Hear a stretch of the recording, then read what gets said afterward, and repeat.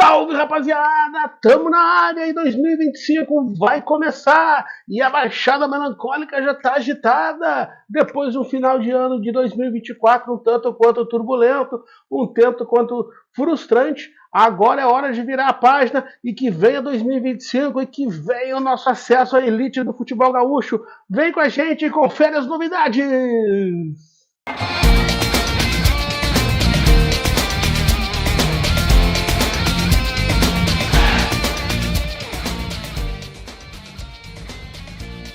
Bom, para começar, a gente queria falar um pouco aí do final de ano um tanto quanto frustrante, que foi o não acesso do Internacional de Santa Maria, a expectativa que se tinha de que o clube pudesse disputar a Copa Federação Gaúcha e pleitear uma vaga na Copa do Brasil. Veja aí os clubes gaúchos aí com adversários que todos eles aí, tanto o Guarani quanto São José, com adversários totalmente enfrentáveis, digamos assim. Ou seja, se abriu mão aí de uma competição que podia nos levar para um outro patamar a nível nacional, a nível de premiações. Um ano com muita dificuldade na torcida do Internacional de Santa Maria, meio que unânime, se não é unânime, é muito forte, o nome do presidente Pedro de la Páscoa, o trabalho que ele fez em 2024 e que já vinha fazendo e que veio numa crescente. Então se tinha uma expectativa de que a permanência dele era algo uma expectativa muito grande. E, no entanto, não se confirmou, por questões pessoais, questões profissionais, e pela própria condição com que o clube vinha se mantendo, fez com que o nosso presidente, aí as declarações aí que a gente pode ver que saiu na imprensa e tal, deixou em aberto a possibilidade de continuar o trabalho em função das dificuldades. Pedir licença a vocês, aqui está muito quente, tomar um negocinho aqui.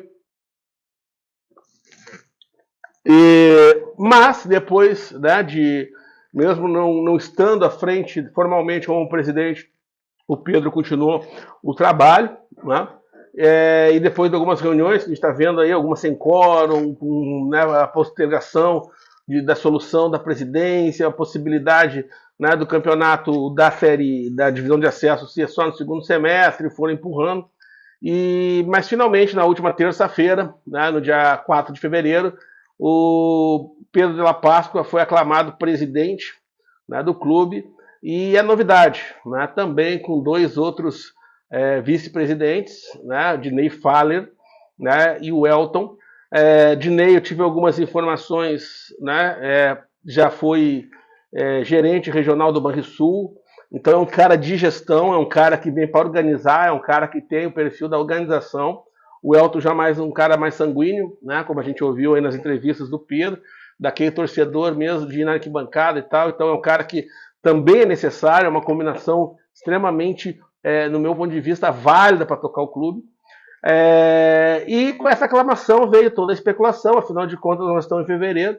No ano passado, pelo menos nos últimos 2-3 anos, depois da pandemia, praticamente nesse período, o Inter já estava com técnico, já vinha trabalhando, já vinha fazendo trabalho com os jogadores que estavam ligados ao seu plantel, e até agora a gente não tem o técnico. A questão do técnico foi algo que girou aí a última semana, desde a aclamação do presidente, gerou toda uma especulação entre torcedores, entre imprensa, mas nada vazou, e é compreensível, o clube está negociando em função da data em que se escolheu até o dia 15 para apresentar o nome do novo técnico. Se cogitou a possibilidade de alguém que estivesse trabalhando, e ao encerramento da primeira fase dos campeonatos estaduais pudesse um nome ser anunciado com essas características, mas o presidente descartou. Então o perfil que a gente quer é esse, Gilson, alguém que trabalhe desejar com a gente, então nomes de treinadores empregados estão descartados. Não vai ser alguém que esteja empregado. Isso já limita bastante os nomes. Eu particularmente tinha 2 nomes da minha preferência. Para mim, em primeiro lugar, o melhor técnico para o Internacional de Santa Maria nesse momento seria o Rogério Zimmermann, por toda a trajetória que ele tem no futebol gaúcho, um currículo vencedor. Está empregado no São José, por mais que esteja de alguma forma não fazendo uma campanha muito boa, balançando no cargo, acredito que possa dar, né, a volta por cima. E em entrevista recente em um programa na Rádio Medianeira, o presidente Pedro Della Páscoa falou que não pode esperar, né, cair o técnico. Bom, dito isso, o segundo nome, para mim, que seria um cara que tem, né, assim, para mim é o perfil do clube, né, amigo pessoal do presidente, é o Márcio Nunes, que tem feito trabalhos fantásticos. Ano passado levou o time limitado do Veranópolis, né, até as quartas de final, classificou para os mata-matas e parou justamente, né, contra nós, contra o Internacional Santa Maria.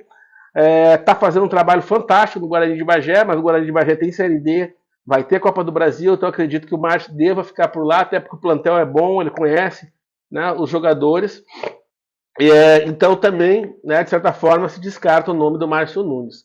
Alguns outros nomes surgiram, né? Marcelo Canhorato, que fez uma bela campanha no Passo Fundo, está no Uberlândia, podia ser uma possibilidade, né?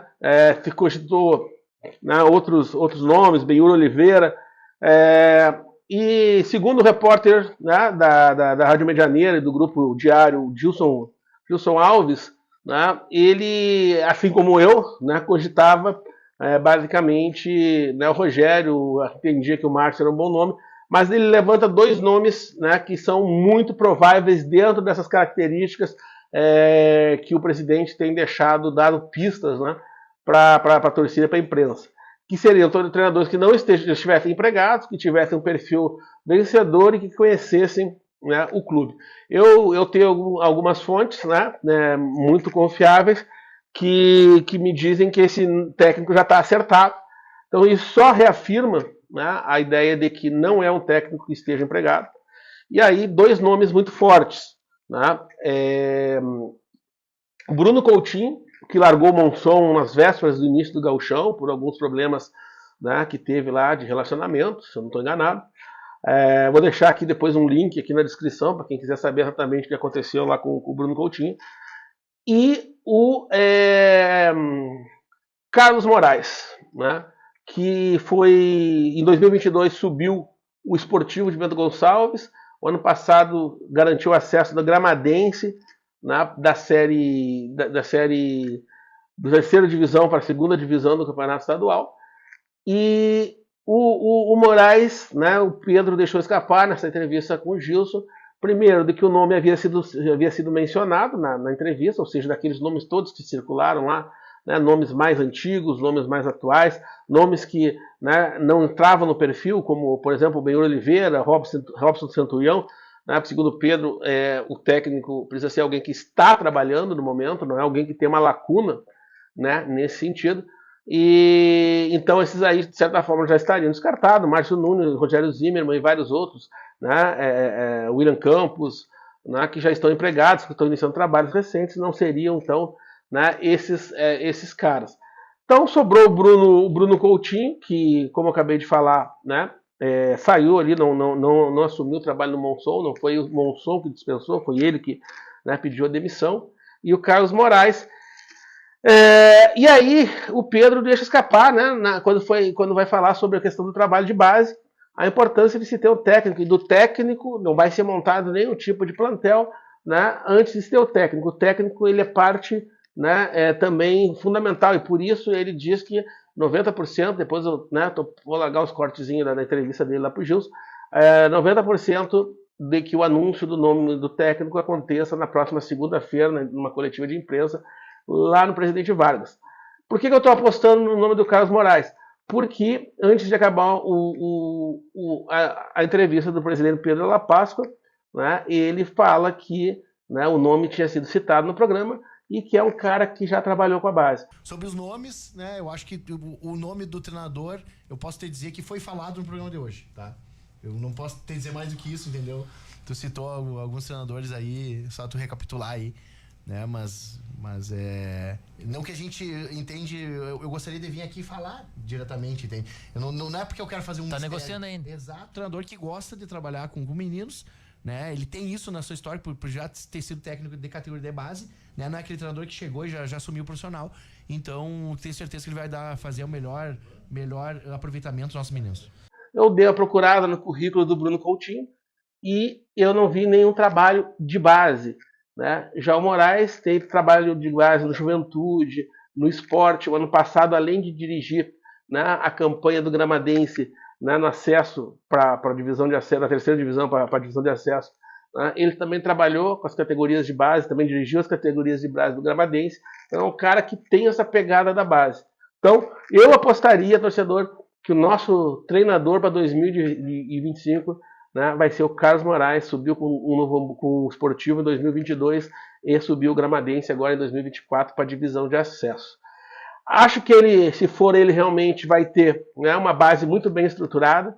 Também, segundo fontes, né, que eu tenho aí do InterSM, aconteceram, né, visitas já do futuro técnico, que ficou bastante, né, impressionado e bastante satisfeito com a estrutura que foi oferecida para ele desenvolver o trabalho.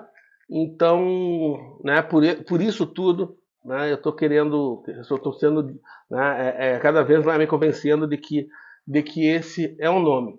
Ele vai poder contar, além de alguns jogadores da base, né, que continuam fazendo, né, continuam jogando na base, mas já tiveram algum contato com o profissional ano passado, né, 7 jogadores. E também, né, já tem vários jogadores que têm contrato com o InterSM para retornarem agora na divisão de acesso e que dá uma espinha dorsal. Os goleiros, né, o Vila e o Copete, apesar que muitos vão se lembrar da falha do Copete, mas a campanha do Copete ao longo do ano foi uma campanha irrepreensível. O Misael, que para mim foi um dos melhores jogadores daquela campanha toda, foi o lateral direito que chegou e tomou a posição, já tem um lateral direito titular.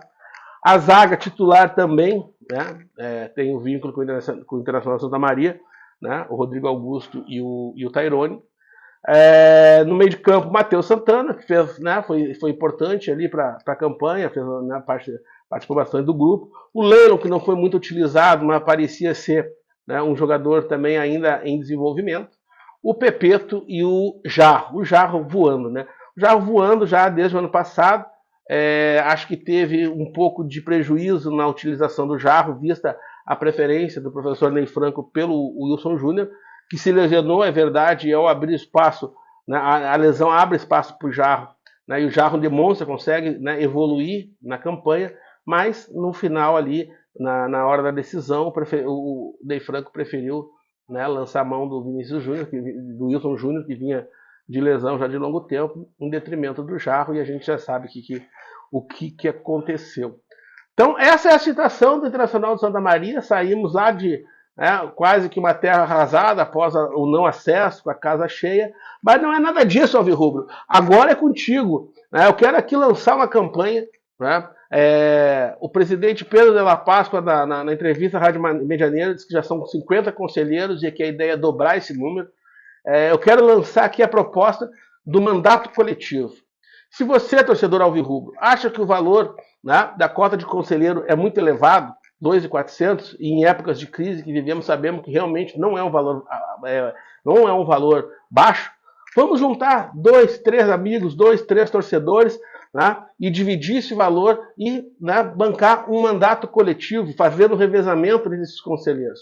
Na formalidade, bota o nome de um e no decorrer, né, do ano, né, esse mandato passa a ser um mandato coletivo e rotativo para que a gente possa, né, chegar a esse número expressivo de 100 conselheiros. Logo, logo vai começar o futebol e aí, né, aquele que não quer se envolver com a questão da política do clube vai poder ser sócio para acessar os jogos, sócio, né, para poder contribuir, né, com o clube.